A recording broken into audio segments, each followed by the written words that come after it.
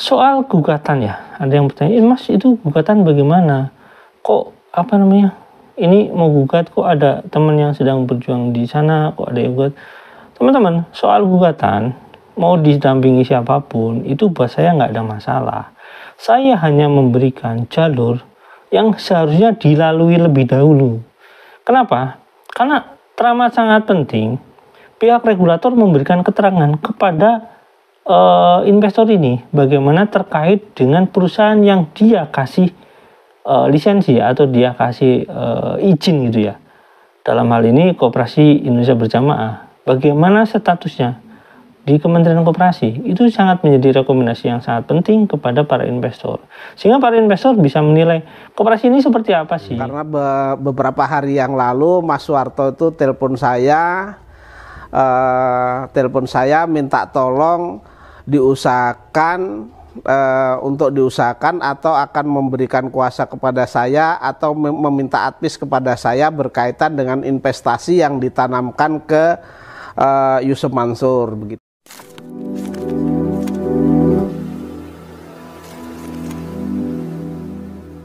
Assalamualaikum warahmatullahi wabarakatuh. Welcome back to my channel Tekibri. Ya teman-teman, ini soal patungan usaha ya. Jadi ada yang bertanya gimana kelanjutannya Mas gitu. Jadi ya kelanjutannya ya kita masih menunggu respon dari kementerian. Sebenarnya kementerian udah bilang mereka sedang merapatkan gitu dan akan mengusahakan untuk memberikan surat secara resmi kepada pihak koperasi.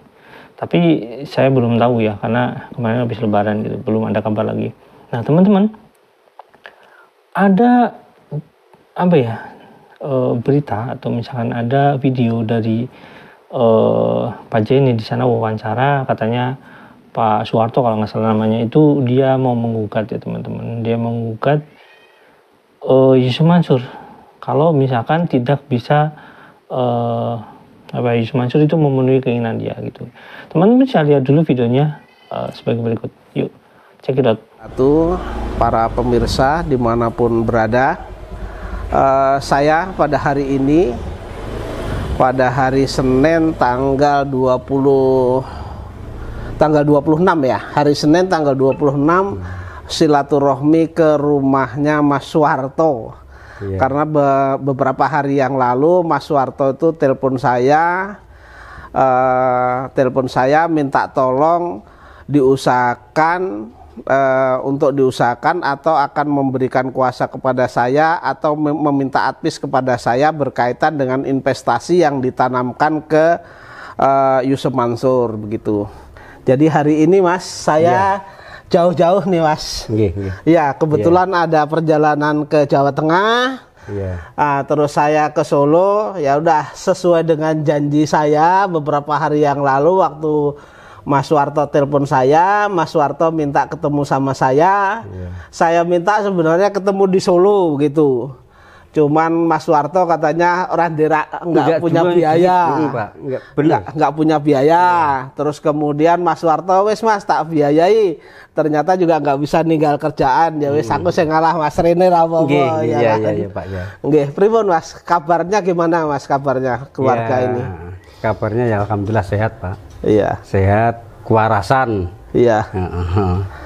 Iya ini saya sudah mendengar ceritanya Mas Suwarto, kemudian melihat dari beberapa konten yang ada ya kan. Mas Suwarto katanya berinvestasi kepada Yusuf Mansur Mas. Iya betul Pak. Betul ya betul. Mas ya. Ya jumlahnya 12 juta tadi 12 ya Mas ya, 12 juta nih. Dokumennya teman-teman semua nih dokumennya ada, kemudian brosurnya juga ada, di sana ada gambarnya Yusuf Mansur juga ya, bahwa investasi itu tercatat 12 juta. Iya betul. Berapa tahun yang lalu Mas? Sudah 10 tahun Pak. 10 tahun yang lalu ya. Dari tanggal 13 saya ingat Pak. Nggak usah. Ya, nggak usah buka ini nih. Nggak usah. Sampai korban mesti ingat ya. Tanggal 13 bulan 5 2013. Iya. 2013. Sampai dengan saat ini. Ya, sampai saat ini. Iya. Tanggal 13, 10 tahunnya ini Masnya. Iya, iya. Tanggal 13 bulan 5 2023. Sekarang ini bulan 6. Bulan 6. Ya. Berarti udah lewat 10 tahun lewat, ya kan? Iya, lewat. Ya. Nah, sesuai dengan janjinya itu gimana, Mas? Ya, saya kan ngikutin waktu dia ngomong di pengajian lah, Pak. Di pengajian ya. Ya.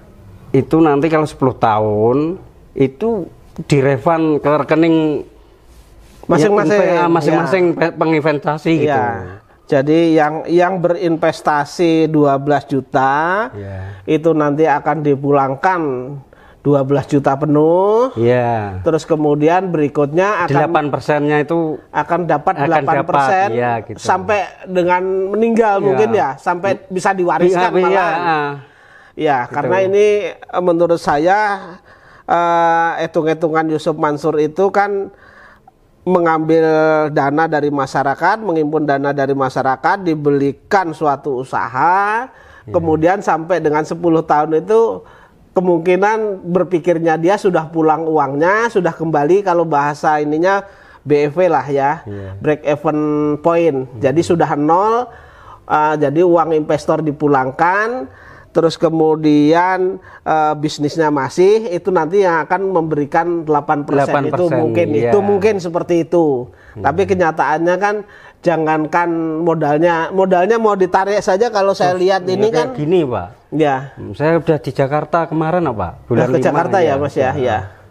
Udah ya, Pak. Udah ke Jakarta. Suruh ngantri itu nggak jelas ya, Pak. Suruh ngantrinya nggak jelas, kapan mau dipulangi nggak jelas, terus kemudian yang asli diminta ya, Mas ya. Diminta ini ya. kan ya.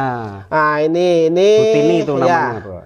Berkas atas nama Pak Soeharto, fotokopi KTP, kalau itu fotokopi, terus kemudian sertifikat patungan usaha, ini asli ya Pak ya. Ya, asli yang diminta. Terus Pak. kemudian POM pencairan patungan usaha. Terus kemudian 4-nya itu fotokopi tabungan. Di sini ya. Jadi yang asli, sertifikat yang pernah dikirimkan yang asli itu sudah diminta ya. Diminta sama Butini. Tapi uangnya belum ya. Belum. Ya. Ini maka para pemirsa semuanya yang merasa berinvestasi kepada Yusuf Mansur atau usaha Yusuf Mansur atau ante-antenya Yusuf Mansur, kalau nanti diminta yang asli jangan diberikan. Sekalipun ini juga ada tanda terima, itu nanti untuk memperkuat langkah-langkah hukum berikutnya begitu. Tapi kalau sudah terlanjur ya nggak apa-apa gitu. Karena posisinya ada tanda terimanya. Saya mikirnya juga gitu, wah nanti kalau yang asli saya nggak boleh, seumpamanya diminta sama Butini ya. Ya. Kalau nggak boleh lah nanti gimana? Nggak diantrikan, saya pirasat saya gitu. Nanti Pak. Alasannya kalau ini nggak diserahkan, takutnya Mas Soeharto nanti nggak ada antrian pencairan itu kan begitu. Iya. Itu. Tapi yang kalau Mas Soeharto sudah terlanjur ya sudah, tapi yang lainnya, investor-investor yang lainnya, masih banyak investor yang lainnya, bukan hanya 1-2 orang tetapi mungkin ribuan orang, agar tidak diserahkan kepada Yusuf Mansur ataupun ante-antenya Yusuf Mansur gitu. Ya itu Mas. Nanti gini, tadi saya sudah ngobrol sama Mas Soeharto panjang lebar. Intinya Mas Soeharto itu pengen saya pegang perkaranya ini. Iya Pak. Ya. Walaupun saya begini, walaupun ini jumlahnya kecil, tapi ini kan hak dari Mas Soeharto. Insya Allah nanti saya inilah Mas, insya Allah akan saya lakukan upaya hukum. Ya kalau masih bisa persuasif. Tapi kalau enggak ya nanti terpaksa kita harus melakukan upaya hukum, baik itu pidana maupun perdata Mas. Jenengan nanti setelah dokumen ini saya pelajari semua, nanti jenengan saya minta untuk teken surat kuasa agar saya nanti bisa menjalankan apa yang menjadi hak-hak panjenengan gitu Mas. Iya Pak. Itu. Wah, tapi perjuangan saya ke sini Mas. Iya. Ini ya nun sewu ya Mas, bukan saya merendahkan jenengan, tapi sosok jenengan kan bukan orang yang uang 12 juta itu bukan uang yang kecil, tapi uang yang gede, cukup Pak. besar lah. Iya, Pak. Untuk ukuran di desa seperti ini, bener. terus kemudian perjuangan nyari uangnya, sampean kan cari uang 1 juta aja mungkin kalau di kampung ini mungkin 1 hari kerja tukang pinten Mas mriki Mas? Kalau itu ya sampai 2 mingguan apa? 1 juta. 1 juta. Cari uang 1 juta aja sampai 2 minggu loh. 2 minggu, bener. Iya 2 minggu. Iya, kemudian terkumpul ini 12 juta, kemudian diinvestasikan sampai dengan 10 tahun lebih. 10 tahun Mas selama 10 tahun itu ada konfirmasi atau pemberitahuan dari Yusuf Mansur atau karyawannya bahwa investasi saudara sudah menjadi begini atau untung atau rugi? Enggak ada belas sama sekali. Baik telepon nggak ada. Di telepon nggak ada. Itu kayaknya saya ingat, Pak. Saya pernah coba telepon yang 021 itu loh, telepon rumah kantor itu, Pak. Iya, artinya yang nggak telepon diangkat. Yang nelpon jenengan kan? Saya. Yang nelpon jenengan, ya. Itu nggak diangkat. Nggak ada yang angkat. Nggak ada yang angkat. Nggak ada yang terima. Nggak ada yang terima. Terus apalagi? Iya terus. Iya saya sabar nunggu sampai 10 tahun. 10 tahun karena janjinya 10 tahun itu ya. Saya ke Jakarta itu ya, Pak. Ke Jakarta. Kalau dari pihak Yusuf Mansur sendiri tidak ada inisiatif untuk menghubungi Mas Suwarto ya? Nggak ada. Oke, itu teman-teman videonya. Jadi di sana menjelaskan bahwasanya Pak Suwarto itu intinya gini lah. Pak Suwarto itu dalam kondisi ekonomi yang sulit. Kalau kita lihat kondisi rumahnya, saya nggak tahu itu mungkin karena di Jawa itu banyak rumah joglo, rumah apa yang punya semacam kayak halaman rumah lagi gitu, kayak semacam aula lagi. Saya nggak tahu kondisinya sebenarnya seperti apa. Tapi dia bilang kondisinya lagi nggak baik gitu. Tapi saya nggak bisa menafikan bahwasanya orang di kampung itu dengan kondisi rumah seperti itu penghasilannya kecil, enggak sama sekali. Karena banyak sekali orang-orang di kampung saya atau misalkan di kampung teman saya atau di kampung-kampung itu orang yang rumahnya sederhana padahal tanyanya lebar gitu, terus dia punya kebun banyak, punya sawah banyak, dia punya balong. Jadi saya nggak bisa menilai karena rumahnya itu jelek, nggak bisa, karena faktanya dia punya aset banyak gitu dan dia nggak pernah mengalami kesusahan. Ya walaupun secara misalkan uang dia nggak pegang uang cash karena nggak liquidnya investasi yang dia simpan, misalkan kayak ikan itu butuh proses penjualannya, kadang nunggu seminggu baru pembelinya datang, kayak gitulah intinya lah. Jadi saya nggak mendiskreditkan ke arah sana, mohon maaf kalau misalkan itu tadi diucapkan di sana. Intinya teman-teman jangan menjustifikasi orang lainnya untuk masalah hal itu. Jadi cuma kalau melihat kondisi dia bilang sedang susah untuk bayar sekolah, ya wajar sih kalau misalkan dia menagih untuk ini. Tapi menurut saya kenapa menagihnya baru sekarang gitu, karena ya kalau dia memang merasa yang membutuhkan harusnya pada saat jauh-jauh tahun itu memang harusnya udah nagih gitu, mending uang kembali daripada sekarang nggak kembali, menurut saya kayak gitu, karena ada inflasi yang sangat merugikan para investor itu. Oke, tapi terlepas daripada itu, intinya adalah Pak Suwarto ini, kalau nggak salah namanya itu menceritakan dia sudah ke tempat koperasi, tapi ketika dikasih nomor Yusuf Mansur nggak dibales, nggak dibaca atau nggak ditelepon balik atau ditelepon nggak diangkat, dan pihak koperasinya tidak tahu menahu tentang bisnis Yusuf Mansur. Jadi semuanya kembali ke Yusuf Mansur. Intinya koperasi itu, ya ketika saya wawancara dengan Kementerian Koperasi, ya koperasinya itu ya memang nggak jelas. Karena apa? Ya memang nggak tahu tata aturan. Ketika orang-orang di sana yang bekerja, misalnya kayak adminnya itu, ya nggak tahu koperasinya ini apa sih gitu ya. Mungkin kayak gitu loh. Nah teman-teman, soal gugatan ya, ada yang bertanya, Mas itu gugatan bagaimana?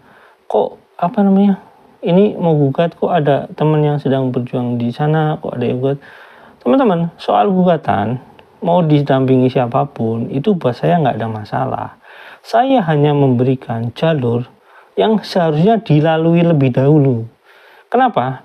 Karena teramat sangat penting pihak regulator memberikan keterangan kepada investor ini bagaimana terkait dengan perusahaan yang dia kasih lisensi atau dia kasih izin gitu ya. Dalam hal ini Koperasi Indonesia Berjamaah, bagaimana statusnya di Kementerian Koperasi, itu sangat menjadi rekomendasi yang sangat penting kepada para investor. Sehingga para investor bisa menilai koperasi ini seperti apa sih, dan nantinya ini akan menjadi bahan pertimbangan. Dan ini saya kasih bocoran dikit ya. Kalau saja misalkan nanti terjadi gugatan, kita karena sudah mendatangi Kementerian Koperasi, kita bisa memberikan semacam permohonan untuk menjadi saksi sebagai regulator dalam kasus tersebut. Nah, soal gugatan, mau Pak Soeharto mau siapapun itu, walaupun Pak Soeharto itu nggak ikut dalam rombongan yang saya bawa itu, intinya adalah selain daripada kita, itu masih banyak orang-orang yang memang dirugikan dalam pada koperasi tersebut gitu ya teman-teman. Jadi nggak usah mikir terlalu panjang, ini nanti gimana, nggak apa-apa ya, nggak ada masalah. Teman-teman yang ini mau bergabung pun nggak ada masalah sebenarnya. Yang jelas adalah tahapan-tahapan yang kita lalui itu adalah kebutuhan daripada investor tersebut. Sehingga ketika terjadinya gugatan, ini usus keberatan, ketika terjadinya gugatan, teman-teman ini punya landasan yang kuat untuk menggugat gitu ya teman-teman. Karena ketidakjelasan inilah itulah banyak hal yang saya nggak bisa sebutkan di sini. Nah, untuk pidana, sebenarnya saya sudah mengusulkan pada teman-teman soal TPPU-nya ini ya teman-teman ya.